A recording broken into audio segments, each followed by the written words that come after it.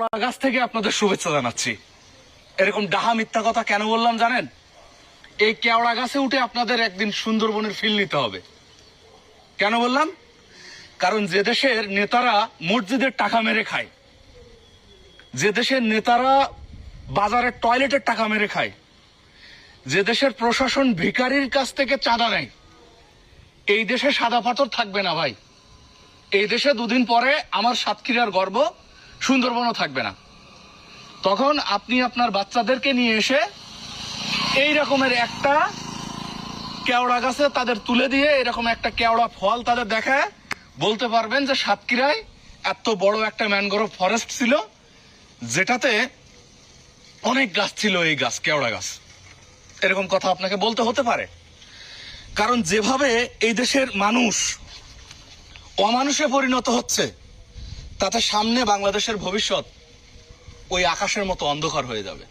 আকাশে যেমন মেঘ জমে অন্ধকার হচ্ছে না, এরকম হয়ে যাবে।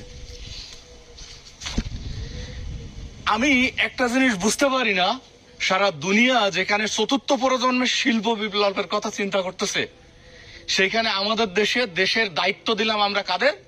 যারা নিজেরা নিজেদের সাদা পাথর অঞ্চল আজকে 8-9 মাস ধরে 500, 700, 100, 200, 300, 400 নৌকা নিয়ে একের পর এক পাথর তুলে নিয়ে যাচ্ছে।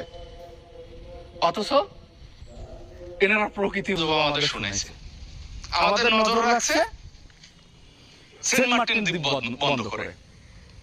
এদিকে যে সাদা পাথরের অঞ্চল খালি হয়ে যাচ্ছে, সেদিকে কিন্তু তাদের খেয়াল নেই।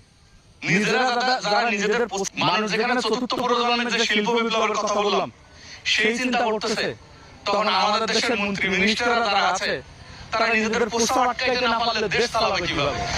আমি গভীরভাবে হতাশ, কারণ আমি বাংলাদেশ দেখতেছি অনেকদিন ধরে।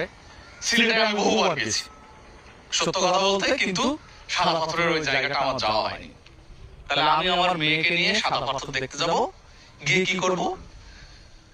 এই রকমের একটা কেওড়া গাছ দেখে যেমন সুন্দরবনের ফিল নিতে হচ্ছে, এই জায়গায় সুন্দরবনে গেলে হয়তো সেই ফিল থাকবে, বাট ওই যে সাদা পাথরের অঞ্চল আর কোথাও খুঁজে পাবেন না।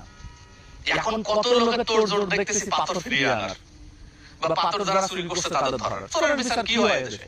আপনি বলেন, চোরের বিচার এদেশে কি হয়? কিছুই হয় না। ওর কি হবে চোরের বিচার? দুদিন জেল খাটবে, বেরিয়ে আসবে। কিন্তু এই সাদা পাথর কি কখনো ফেরত আসবে? এই সাদা পাথর ফিরিয়ে দেওয়ার জন্য এদেশের মন্ত্রী মিনিস্টাররা যারা প্রস্তাব আটকাইতে পারে না, তারা কি কাজ করতে পারবে? কোন কাজ কি করতে পারবে? আপনার কি মনে হয়? ভাই, আমি কখনো যাইনি সাদা পাথর দেখতে, তা আমি আপনাদের কাছে একটু অনুরোধ করবো, আপনারা যারা সাদা পাথর ঘুরে দেখেছেন, ডেফিনেটলি কমেন্টে একটু আপনাদের সাদা পাথর এলাকায় তোলা ছবিগুলো দেখিয়ে আমার মনটা ভরাই দিবেন। ভালো থাকবেন।